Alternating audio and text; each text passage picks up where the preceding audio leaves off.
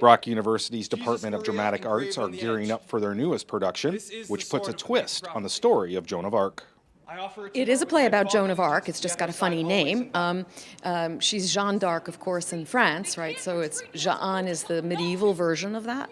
I would say it's the Joan of Arc story turned upside down, taken from the point of view of women, not men, and what might have been, could have been. It's a feminist play. It was written in the 1980s. It opened in 1989, and it looks at the role of men and women. It looks at who gets to tell the history. The survivors get to tell the history. And it's also very theatrical. It's about theater itself. The feeling that they're going to get is a very active show with lots of movement, lots of color, lots of excitement, and it just keeps peeling layers away. The research that was done by Sally Clark when she was writing this was she discovered that Baron Gilles de Rais, who is better known as Bluebeard, and was famed or infamous for his exploits and murders, if they in fact took place.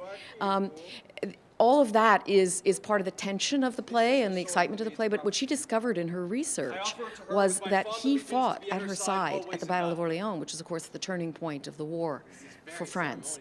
And it's an odd relationship. I mean, it's saint and sinner, and one of the things that the play looks at is what is a saint, what's a sinner, who's evil, who's good, and how do you define that?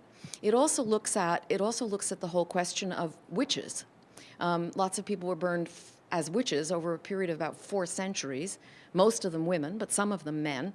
And they were witches because they were healers, they were intellectuals, their neighbors didn't like them. What does that mean? So who's a witch, who's a bad person? And how do you measure that? Sounding the retreat? The first performance is February 13th at the Sean O'Sullivan Theatre. For more information, visit arts.brocku.ca. William Kelly, The Source.